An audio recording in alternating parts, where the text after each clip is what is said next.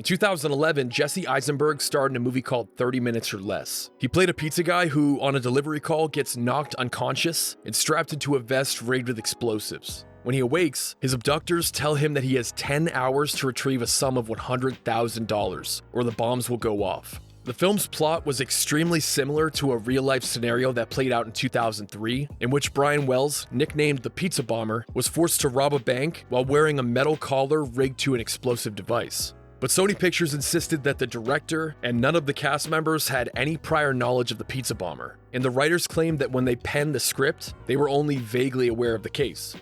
In today's episode, we'll be diving into that aspect of the story and so much more, as we look back on 30 Minutes or Less. When promotional materials for 30 Minutes or Less began to circulate around the time of its release, anyone who was even slightly familiar with the Pizza Bomber case assumed that the movie was based on that event. I remember a story similar to this, but it didn't have necessarily a happy ending. People often make the comparison, but really there's no comparison to be made. No matter what the director says, when you compare the plot of the movie to the real-life case, there's just no way that the writers weren't inspired by it. On August 28, 2003, equipped with an explosive device around his neck and a homemade shotgun fashioned out of a walking cane, a pizza delivery driver named Brian Wells walked into a PNC bank in Erie, Pennsylvania, and slid an envelope to one of the tellers. The envelope contained a note with details about the explosive device around his neck and step-by-step instructions for the teller and bank manager. The note demanded a sum of $250,000, but because the branch manager was on his lunch break and the vault couldn't be accessed without him, Brian only managed to walk out of there with about $8,700. Shortly afterwards, Brian was detained by police outside of a nearby glasses retailer. While they waited for the bomb squad to arrive, Brian shared extremely vague details about 3 individuals who locked the explosive device around his neck and forced him to rob a bank. Before he could share any further information, the device began to tick and eventually detonated. He died instantly. Investigation went on for several years after the incident first occurred, and this is truly one of the most bizarre, complex cases in American history. As the investigation unfolded, every one of the conspirators pointed fingers at each other and lied constantly, so nobody really knows the full extent of what happened. There are countless videos on YouTube and documentaries that dissect every known detail or theory about the Pizza Bomber story, but today I just want to focus on the similarities between the case and the movie. The screenplay for 30 Minutes or Less first surfaced on the Blacklist in 2009, an annual collection of the most liked scripts floating around Hollywood. The description given for the film's screenplay was a comedy about a pizza delivery guy on an unlikely caper. That's a really cute, cartoonish way of saying a comedy about a pizza delivery guy who is forced to rob a bank with explosives strapped to his chest. It's clear that even before the movie was made, they were trying to avoid drawing comparisons to the Pizza Bomber case. The script was picked up by Ben Stiller's production company Red Hour Pictures, and the hunt for a director began. Fresh off the success of 2009's Zombieland, director Ruben Fleischer was in high demand. Early on in 2010, he was offered multiple projects that he turned down for one reason or another, including Daddy's Home, Bridesmaids, and Mission Impossible 4. Wait, what? Is he stupid? He missed out on the chance to be involved with the Daddy's Home cinematic universe?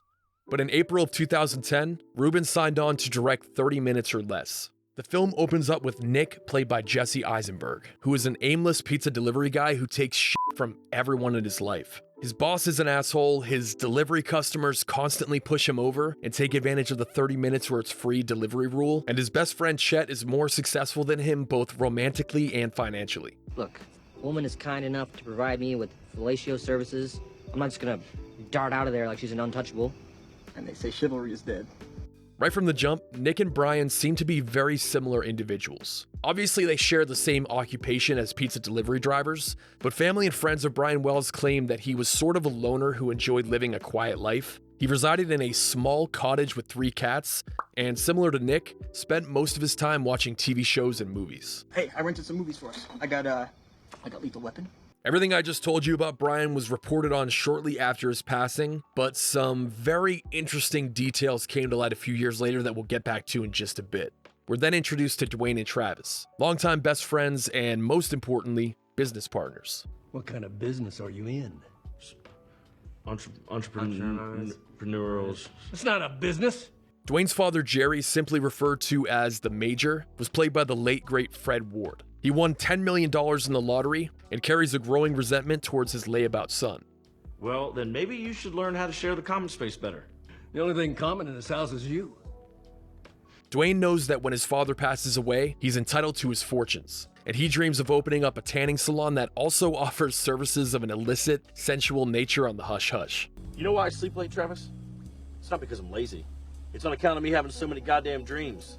Big ones. Rather than killing his own father and possibly being pinned for murder, a stripper by the name of Juicy convinces Dwayne to hire a hitman to do the dirty work for him. While brainstorming a way to find someone to retrieve the hit money for them, Travis and Dwayne are inspired to order a pizza for delivery, and whoever shows up will be kidnapped, strapped to an explosive vest, and used as a gopher in obtaining the money needed for the hit. Sometimes fate pulls out its big old and slaps you right in the face.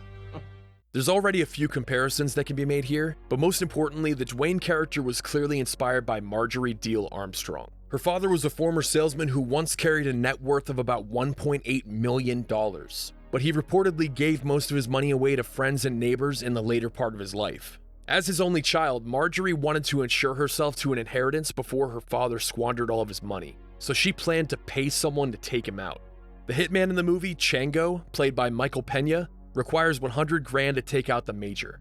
Chango was inspired by Kenneth Barnes, who agreed to murder Marjorie Diehl-Armstrong's father for a sum of $250,000. Travis seems to have been loosely based on Bill Rothstein. According to Jerry Clark, the lead FBI investigator on the pizza bomber case, Bill was the individual who designed the complex collar device and essentially mapped out the entire robbery from start to finish.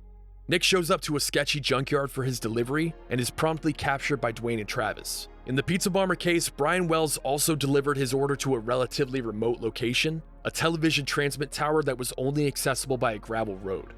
Nick's portrayal in the film seems to be based off of earlier claims made by people who were close to Brian Wells, being that he was completely innocent and there was just no way that he would involve himself in such an insane plot. But when would-be hitman Kenneth Barnes was sentenced in 2007, he claimed that Wells was a willing co-conspirator in the robbery who was set to receive $5,000 for his efforts.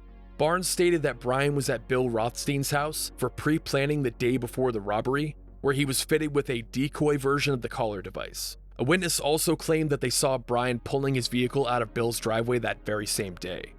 Getting back to the movie, Nick considers figuring out a way to disarm the explosives himself, but comes to the conclusion that he's just gonna have to rob a bank to obtain the money needed to set himself free. With the help of his friend Chet, they gather all of the supplies needed for the heist. Enough, Travis. Sick of this fucking Family Dollar bullshit. It's time to get our heads in the game. They also decide against using Nick's Fox body Mustang in the robbery and instead steal a Datsun 280ZX to use as a getaway car. Don't even bother calling the cops. We own the cops.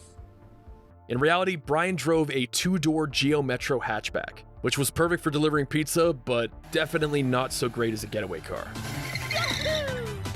The bank robbery scene in the movie plays out much differently than the real-life scenario that I described earlier. Instead of quietly sliding a note to one of the tellers, Nick and Chet, inspired by the movie Point Break, go in guns blazing. Also, I never noticed it before because I wasn't really familiar with the details of the actual case until recently, but the bank they hold up in the movie was given a fictional name of Donner Wells National. That's right, Donner Wells, you just got robbed. Vaguely aware my ass. You have got to be kidding me. Nick and Chet successfully evade the police in a high-speed chase throughout the streets of Grand Rapids, which obviously played out much differently than the real-life scenario. But hold on, there's still one more comparison to be made. Dwayne gives Nick the location of the money drop, and it seems like maybe he has the chance to free himself and go on with his life. But it's soon revealed that Dwayne never intended on giving Nick the code, and he was going to detonate the vest to eliminate a possible loose end in his plot. In the real pizza bomber case, police searched Brian Wells' car after the collar device detonated, and they found sort of a scavenger hunt that Brian would have needed to follow in order to disarm the device. When police took it upon themselves to follow the instructions on the scavenger hunt, they realized that it would have been impossible for Brian to complete all the tasks in a timely manner. He would have been able to leave the money at the drop point listed in the note, but the device would have gone off before he had a chance to complete that list of instructions, therefore eliminating him as a loose end in the robbery plot. It's believed that when Brian was fitted with the decoy version of the collar device, he was told that the very same decoy would be used in the robbery the following day. That way, if the police did apprehend him, he could claim that he only robbed the bank because he thought the device was real, and possibly walk away with no jail time or at the very least receive a lighter sentence. But on August 28th, when his co-conspirators revealed that he would be strapped to a functional explosive device, he hesitated and attempted to flee. Someone fired a gunshot to scare him from running away, which a resident in a nearby home claims to have heard. Jessica Hoopsick, a prostitute who acted as an FBI informant, claimed that she gave Brian up as a gopher to the individuals who were planning the bank robbery. She also claimed that Brian was innocent and completely unaware of the robbery plot prior to being forcibly placed into the collar device on the day of the event.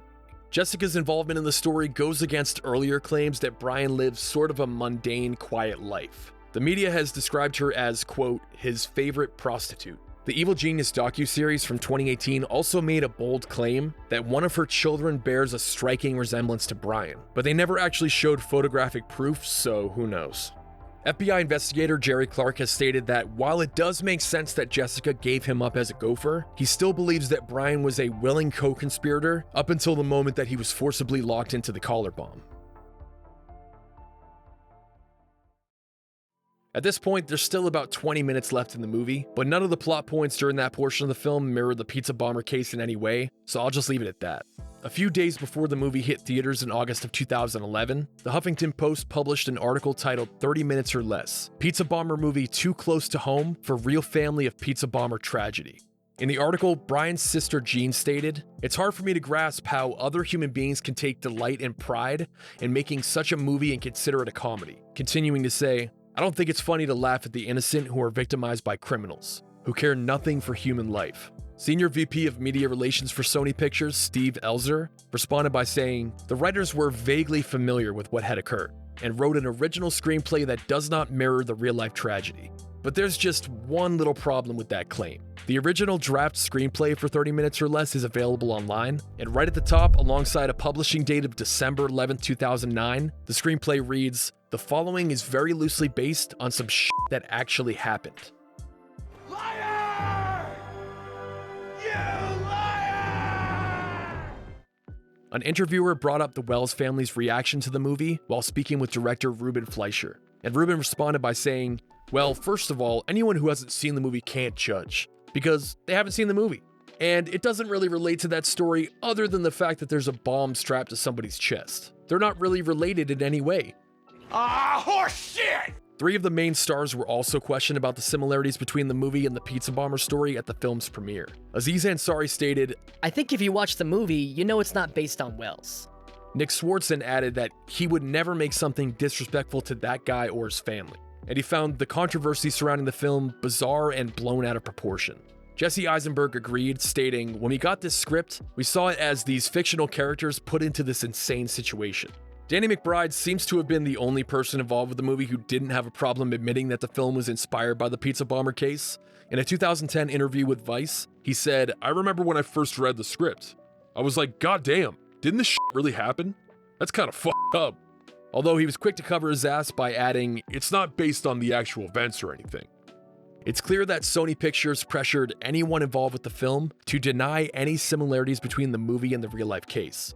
Now you might ask, why didn't Brian's family try to sue Sony Pictures or the writers of this movie? Even though 30 Minutes or Less mirrored the real-life pizza bomber case in several ways, enough of the plot was fictionalized that, unfortunately, a lawsuit against the studio probably wouldn't have ended in their favor. At best, Sony Pictures might have settled with the family out of court to avoid attaching more bad press to the movie. Not to mention, 30 Minutes or Less wasn't the first piece of entertainment to pull inspiration from the pizza bomber case.